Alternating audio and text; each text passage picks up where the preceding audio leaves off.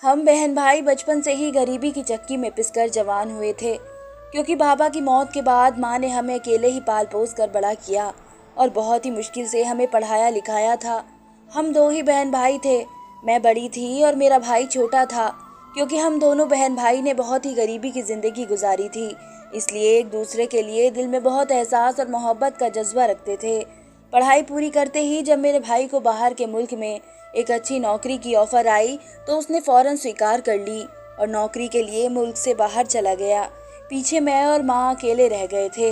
मैंने भी government job हासिल कर ली और इसमें लगकर बिजी हो गई। शायद तन्हाई और बढ़ती उम्र का असर था कि माँ अब अक्सर ही बीमार रहने लगी थी। मैंने भाई को फ़ोन पर माँ की गिरती सेहत के बारे में बताया तो वह भी फौरन वापस आ गया। कुछ दिन हम दोनों बहन भाई ने माँ की बहुत सेवा की, लेकिन वह ज़्यादा वक्त तक ना रह सकी और एक दिन हमें छोड़कर चली गई। माँ के जाते ही घर खाली खाली और वीरान सा हो गया था। मुझे अब ये फिक्र सताने लगी थी कि मुझे जल्द से जल्द अपने भाई की शादी कर देनी चाहिए। इस सिलसिले में मैंने लड़कियां तलाश करनी शुरू कर दी। मेरे दिल में ख्याल आया कि क्यों ना अपने भाई से इसकी पसंद पूछ लूं, लेकिन साथ ही मुझे ये सोच भी परेशान करने लगी, अगर मेरे भाई की कोई पसंद हुई और उसने आते ही मेरे भाई के साथ उस घर पर भी कब्जा जमा लिया तो मेरा क्या होगा।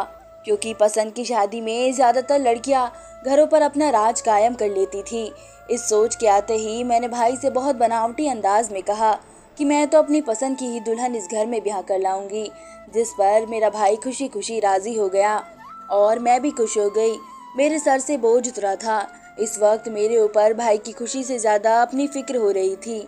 अब मैंने जब लड़कियां ढूंढना शुरू की तो यहाँ भी मेरी यही कोशिश थी कि किसी गरीब घर की कम सूरत लड़की शादी करके ले आऊं, क्योंकि बहुत ज़्यादा अच्छे घर की खूबसूरत लड़कियों के नखरे भी उतने ही ज़्यादा होते हैं और उन्हें यही उम्मीद होती है कि घर बैठी ननंद ही उनके आगे नौकरानी लगे। आखिरकार मेरी एक कलीग ने मुझे ऐसी लड़की के बारे में बताया जैसी मैं चाहती थी।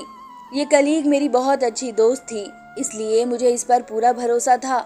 हम दोनों लड़की देखने एक साथ ही उनके घर गए। काफ़ी गरीब घराना था और लड़की भी बहुत ही ज़्यादा काली थी, मगर मैंने कुछ सोचकर इस लड़की को अपने भाई के लिए पसंद कर लिया और रिश्ता भी पक्का कराई। मैं जानती थी मेरा भाई मेरी पसंद के आगे सर तक ना उठाएगा और ऐसे ही इसने किया। मैंने शादी से पहले अपने भाई को एक बार भी लड़की की तस्वीर नहीं दिखाई थी कि कहीं वह इनकार ना कर दे। जब भाभी शादी होकर घर आई तो हर एक इतनी काली सी लड़की को देखकर हैरान रह गया और मेरी पसंद पर सब ने अफसोस किया। इतना ज़्यादा महंगा मेकअप और लिबास भी मेरी भाभी की बदसूरती ना छुपा सके थे, मगर मेरे भाई ने सबकी बातें और अंदाज देखकर भी मुझे अपनी बीवी को एक लफ्ज़ नहीं कहा, बल्कि चुपचाप अपने कमरे में चला गया। शादी के बाद एक एक करके तमाम मेहमान भी विदा होकर चले गए। पीछे हम तीन ही लोग रह गए थे। मैंने अंदाज़ा लगाया था कि मेरा भाई अगर बोला नहीं था तो वह राज़ी भी नहीं था। वह और भाभी एक दूसरे के साथ कम ही बातचीत करते थे। मेरी भाभी बहुत ज़्यादा काली थी, शायद इसी वजह से भाई भाभी के करीब भी नहीं जाता था, लेकिन मेरे लिए ये सब बहुत फ़ायदेमंद था और मेरी तो मन की मुराद पूरी हो गई थी। भाई सारा सारा दिन घर से बाहर रहता और रात देर से वापस आता, जब तक वह भी सो चुकी होती थी। ऐसे ही करते हुए मेरे भाई की छुट्टी पूरी हो गई और वह वापस रोज़गार के लिए बाहर चला गया। पीछे अब मैं और मेरी भाभी अकेले ही रह गए थे। मैं सारा दिन नौकरी पर गुजार कर वापस आती तो भाभी घर का सब काम कर चुकी होती। मेरी भाभी ने हमेशा मेरे सामने सर झुकाया था और कभी भी जुबान नहीं खोली थी। वह मेरे भाई की ज्यादती भी चुपचाप बर्दाश्त कर रही थी।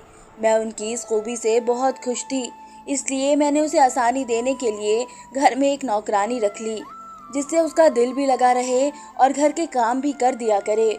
नौकरानी के आने के कुछ हफ्तों बाद मेरी भाभी और उसकी बहुत अच्छी दोस्ती हो गई थी। अब जब मैं घर वापस आती तो दोनों आपस में गपशप करती हुई और अक्सर कहीं बाहर जाती हुई नजर आती। मैं उनकी इस कदर बढ़ती हुई दोस्ती को देखकर हैरान होने लगी थी। उन्हीं दिनों मैंने गौर किया कि भाभी की रंगत निखरती जा रही है। जो लड़की महंगे मेकअप क्रीम और पार्लर की महंगी चीज़ों से खूबसूरत ना हो सकी, अचानक से कैसे इसकी रंगत साफ हो रही थी। मुझे इस बात को लेकर बहुत ज़्यादा फिक्र और परेशानी होने लगी थी। जल्दी मेरा भाई भी वापस आ गया और इसके आते ही इस रात से भी पर्दा उठ गया कि भाभी का रंग एकदम से कैसे गोरा हो रहा है। एक दिन जब मैं अपने कमरे में देर तक जागती रही तो मुझे चाय की तलब होने लगी और मैं अपने लिए चाय बनाने उठकर किचन में आ गई। मैंने देखा कि मुझसे पहले वहाँ भाभी मौजूद थी और उसके साथ हमारी नौकरानी भी थी। रात के इस वक्त दोनों को एक साथ देखकर मुझे खतरे का अलार्म लग रहा था। मैंने छुप कर देखा कि मेरी भाभी के हाथ में दूध से भरा जग है और आपस में दोनों कोई बहुत ही राज की बात कर रही थी। मैंने एकदम से दोनों पर धावा बोलने की कोशिश की, लेकिन फिर खुद सोचकर चुप कर दबे पांव कमरे से वापस आ गई। मैं ये सोचकर हैरान थी, मेरे दिमाग में कई ख्याल आते रहे लेकिन कोई भी चीज़ हाथ नहीं आई। मैंने वह रात अपने कमरे में टहलते हुए गुजारी और सुबह किसी पर भी कुछ जाहिर किए बगैर काम पर चली गई। मेरी भाभी अब दिन ब दिन पहले से ज़्यादा खूबसूरत और गोरी होती जा रही थी और मैं इसकी खूबसूरती से जलती जा रही थी। एक रात मैंने घर के पीछे कुछ खटखट की आवाज़ सुनी तो फौरन नींद से उठकर जाकर खिड़की की पिछली तरफ चल पड़ी। लेकिन ये देखकर मेरी आंखें फटी की फटी रह गई कि वहाँ तो मेरी भाभी और नौकरानी आपस में कान जोड़कर कोई राज की बात कह रही थी। मैं 2-3 कदम उठाती उनके सर पर पहुंच गई और तेज आवाज से कहा कि रात के इस वक्त तुम दोनों यहाँ क्या कर रही हो। मैंने अपनी भाभी से कहा कि मैं अभी भाई को जगा कर सब कुछ साफ साफ बताऊंगी, लेकिन उसने फौरन से मुझे बता दिया कि कुछ नहीं, मैं भाई के लिए चाय ही बना रही थी। जब घर के पिछले हिस्से से कुछ शोर सुनाई दिया और इसलिए वह जल्दी जल्दी नौकरानी के साथ यहाँ पहुंची तो कुछ दिखाई नहीं दिया। मुझे अपनी भाभी की बात पर यकीन नहीं था, लेकिन इसको यकीन करने के सिवा मेरे पास कोई रास्ता भी नहीं था। लिहाजा मैं चुप कर गई, मगर अब मैंने फैसला कर लिया था कि उन दोनों पर कड़ी नज़र रखूंगी। मैंने ऑफिस से 1 हफ्ते की छुट्टी ली, लेकिन घर में किसी को भी ये बात न बताई और सुबह सवेरे उठकर घर से बाहर निकलकर एक जगह छिप जाती। मुझे पूरी उम्मीद थी कि जल्दी मेरी भाभी घर से बाहर निकलकर नौकरानी के साथ कहीं जाएगी। मैंने अपनी भाभी के इस मकसद को रंगे हाथों पकड़ लेना था और जब आखिरकार ये वक्त आ ही गया जब मैं घर से बाहर निकलकर छुप गई, तो मेरी भाभी भी इस नौकरानी के साथ घर से बाहर निकली। दोनों वहां से निकलकर बड़ी सड़क पर आ गए और वहां से रिक्शे में बैठकर किसी ऐसी जगह पर पहुंच गए जो मेरे लिए बिल्कुल अनजान थी। इसके बाद मैंने भी उनका पीछा करने की ठान ली और दूसरे रिक्शे में बैठकर चल पड़ी। मेरी भाभी जिस रिक्शा में बैठी थी वह धीरे धीरे शहर से दूर जा रहा था और मुझे खतरा महसूस होने लगा था, लेकिन आज मैंने सब जानकर रहना था। दोनों एक वीरान इलाके में बनी हुई कच्ची झोपड़ी के सामने पहुंचकर रुके और अंदर दाखिल हो गए। मैंने वहां उनका इंतजार करना सही समझा। कुछ ही देर बाद मेरी भाभी और नौकरानी झोपड़ी से बाहर निकली। ये देखकर मेरी आंखें फटी की फटी रह गई। आज उनके हाथ में दूध का एक और जग था जो मैं पहले भी 2 बार देख चुकी थी। तो क्या मेरी भाभी किसी जादू या फकीर के चक्कर में पड़ चुकी थी और इसी से गोरी हो रही थी। मैंने उनके जाते ही झोपड़ी के पास पहुंचकर पर्दा उठाया और जब अंदर झांक कर देखा तो वहां एक फकीर को बैठे देखकर मुझे अपनी सोच पर यकीन आ गया कि मेरी भाभी फकीरों के चक्कर में पड़ चुकी है। मैं वहां से जल्दी जल्दी घर वापस आ गई और इसी रात मैंने देखा कि आधी रात को मेरी भाभी वही दूध से भरा जग लेकर नहाने जाती है। तो ये था इसकी खूबसूरती का राज। ये जादू के जरिए खूबसूरत हो रही थी। मुझे हैरत के साथ साथ जलन भी होने लगी थी कि भाभी इस तरह जल्दी भाई पर कब्जा कर लेगी और अगर ऐसा हो गया तो सबसे पहले मुझे ही इस घर से चलता करेगी। मैंने सुबह उठकर सब कुछ अपने भाई को बताने की ठान ली, लेकिन सुबह उठने पर एक और खबर मेरा इंतजार कर रही थी। भाई ने मुझे नाश्ता करते हुए बताया कि वह मेरी अब शादी करना चाहता है और उसने मेरे लिए रिश्ता देख लिया है। मैंने अपने भाई की बात सुनकर कुछ बोलना चाहा तो वह फौरन बोल उठा कि मैं इसकी जिम्मेदारी हूँ और इसलिए अब वह मेरी शादी के फर्ज को पूरा करना चाहता है। मैं अपने भाई की बात ना मानकर इसकी नज़रों में गिरना नहीं चाहती थी, इसलिए चुपचाप मान गई। लेकिन मेरे भाई ने मुझ पर यह एहसान किया कि इसने मुझसे मेरी पसंद के बारे में पूछा था। मैंने साफ साफ बता दिया कि मैं अपने साथ के एक कलीग को पसंद करती हूँ। भाई ने मुझसे कहा कि मैं इस लड़के से रिश्ता लाने को कहो। यूँ मैं खुशी खुशी जॉब पर रवाना हो गई। वहाँ जाकर मैंने अपने कलीग से कहा कि वे अपने माँ बाप को रिश्ते के लिए हमारे घर भेज दे। चंद दिन बाद जब उसके माँ बाप हमारे घर आने वाले थे तो मैंने फैसला किया भाभी का दूध वाला जग मैं उठा लूंगी और भाभी से छिपकर उसी से नहा कर निकलूंगी तो मैं भी खूबसूरत हो जाऊंगी। दरअसल अपने होने वाले ससुराल के सामने खूबसूरत नजर आने का भूत मेरे सर पर सवार हो चुका था, लेकिन मुझे भाभी की नज़रों से बचकर वह दूध से भरा जग उठाने का मौका न मिल सका और रिश्ते वाले आ गए। इसलिए जब रिश्ते वाले आए और मेरी भाभी कमरे से उनके पास गई तो मुझे मौका मिल गया और मैंने सोचा कि किसी के भी आने से पहले मैं कमरे में जाकर नहा लेती हूँ और भाभी यकीनन मुझे मेरे कमरे में ही बुलाने आएंगी, इसलिए मैं उन्हीं के कमरे के वॉशरूम में नहा लूंगी। मैं झट सर को छुपाकर किचन में गई और दूध का जग उठाया और भाभी के कमरे की तरफ चल दी। मैं जब कमरे से मिले हुए वॉशरूम में गई, अभी मैं दूध से नहाने ही वाली थी कि देखकर मेरी रूह कांप गई कि वहां तो वही फकीर मौजूद था। फकीर वॉशरूम के बीचों बीच खड़ा मुझे घूर रहा था। मैं एक चीख के साथ बाहर की तरफ भागती हुई आई। मेरी चीखें पूरे घर में गूंज उठी। मेरे सर पर दुपट्टा नहीं था और न पाँव में जूते थे। मेरी चीखें सुनकर भाई और भाभी और जिस लड़के का मेरे लिए रिश्ता आया था उसके माँ बाप भी कमरे से दौड़कर बाहर निकले। मैं दौड़कर अपने भाई के सीने से लग गई और उसे बताया कि वहाँ अंदर कोई है। मेरा भाई मेरे कहने पर जल्दी जल्दी अंदर कमरे में बने हुए वॉशरूम को चेक करने गए, लेकिन वहाँ कोई नहीं था। मेरी हालत बहुत बुरी हो रही थी। मेरे रिश्ते के लिए आए हुए लोग भी ये किस्सा देख रहे थे और हैरान हो गए। पल भर में मेरा तमाशा बन चुका था। वह लोग फौरन वहाँ से चुप करके चले गए। मैं जानती थी अब उन लोगों ने कभी भी यहाँ वापस नहीं आना। इस सारे वक्त में मेरी भाभी बहुत सुकून से खड़ी थी, सब कुछ देखती रही। मुझे इसका सुकून हजम नहीं हो रहा था, लेकिन मुझे समझ नहीं आ रहा था कि मैं भाई को दूध वाले जग के बारे में कैसे बताऊं। आखिर मेरी बर्दाश्त ने जवाब दे दिया और अगले दिन मैंने भाभी से दो टुक शब्दों में कहा कि तुमने ये सब जानबूझकर किया है और इस शख्स को घर बुलाया है ताकि मेरा रिश्ता ना हो सके। एक वक्त के लिए मेरी भाभी झटपटा गई, लेकिन जल्दी उसने अपनी घबराहट पर काबू पा लिया और शोर शराबा करके भाई को बुला लिया। भाभी ने भाई से कहा कि वह इस घर में अपनी मर्जी शादी होकर नहीं आई, बल्कि मेरी मर्जी से रिश्ता जुड़ा था और अब बहन ही अपने भाई का घर खराब कर रही है। भाई को मेरे बारे में सुनकर अफसोस हुआ और वह अपनी गुस्से में भरी हुई बीवी को लेकर कमरे में चला गया। मुझे बहुत सदमा लगा था। वह भाई जो हमेशा मेरी सुनता था, आज बीवी की सुनकर मुझे ही गलत कह रहा था। मैंने फैसला किया कि मैं उस फकीर के पास ज़रूर जाकर रहूंगी और सारी सच्चाई का पता ज़रूर लगाऊंगी। इस मकसद के लिए मैं शहर से दूर इसी झोपड़ी की तरफ चल दी, जहाँ एक बार पहले भी जा चुकी थी। लेकिन वहाँ पहुंचकर मुझे हैरत का झटका लगा कि वहाँ तो ना कोई झोपड़ी थी और ना कोई फकीर। मेरा दिमाग चकरा कर रह गया। न जाने मेरी भाभी कौन सा खेल खेल रही थी जो हम दोनों बहन भाई को समझ नहीं आ रहा था। मैंने एक और मंसूबा बनाया और इस बार अपनी सहेली के घर जा पहुंची, जिसने मुझे भाभी का रिश्ता बताया था। मैंने अपनी दोस्त से पूछा वह मुझे सच बताए, क्या मेरी भाभी शादी से पहले किसी को पसंद करती थी। लेकिन मेरी दोस्त ने ये मानने से साफ इनकार कर दिया। उसकी नज़रों में मेरी भाभी बहुत शरीफ औरत थी, लेकिन सच्चाई से सिर्फ मैं वाकिफ थी और अब मुझे भी यही सच्चाई अपने भाई के सामने लाकर रखनी थी। कुछ दिन बाद मेरे भाई ने मुझे बताया कि मेरे लिए एक और रिश्ता आया है।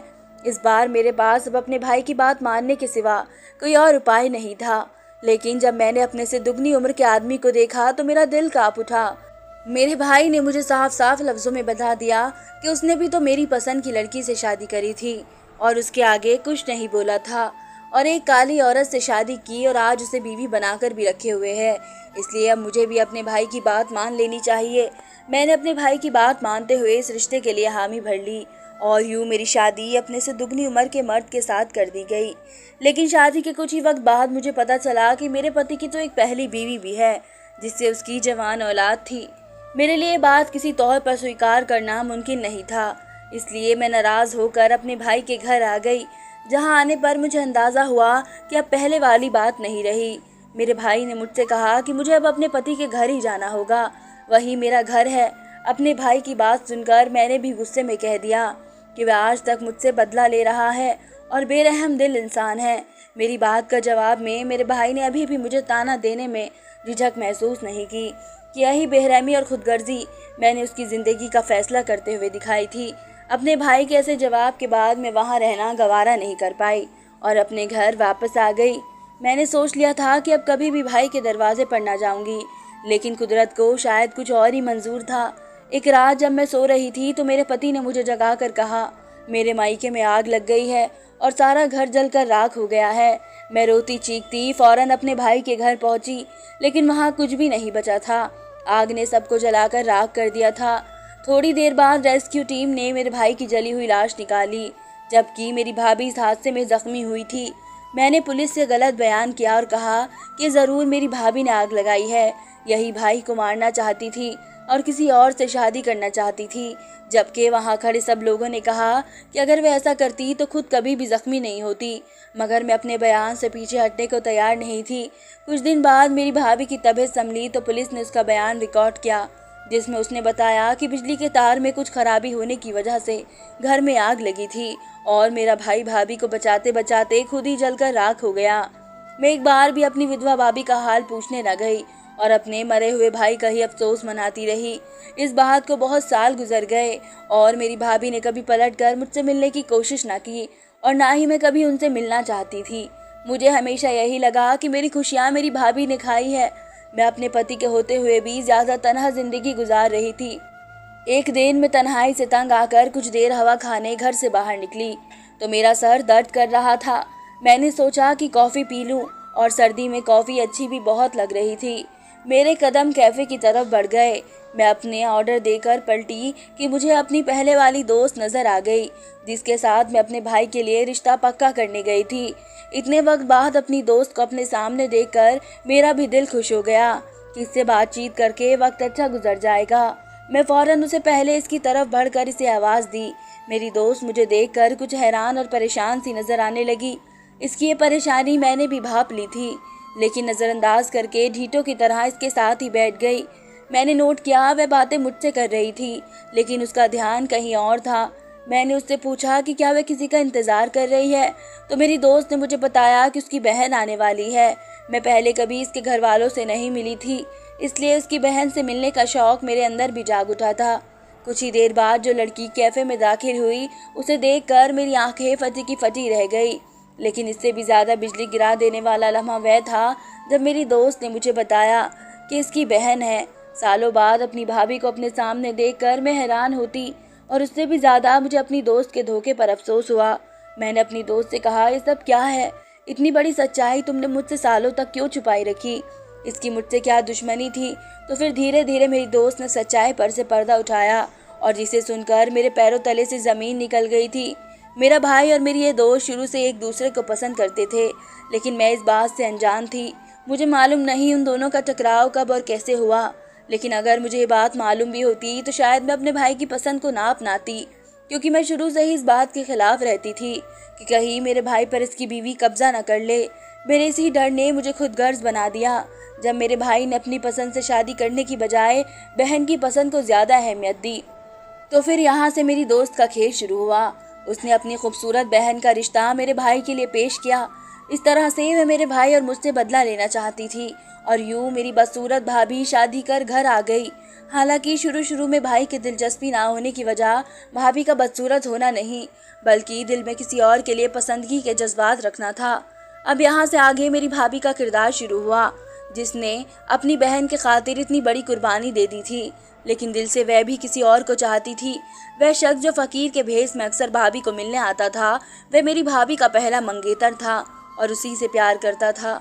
भाभी रोज़ उससे मिलने जाती और वह दूध का जग साथ ले जाती ताकि मेरी आंखों में धूल झोंक सके कि वह दूध से नहाकर खूबसूरत हो रही है, जबकि हकीकत कुछ और ही थी। भाभी पहले से ही खूबसूरत थी, लेकिन भाई से शादी के लिए उसने अपना चेहरा ऐसा बना लिया कि वह बदसूरत नजर आए।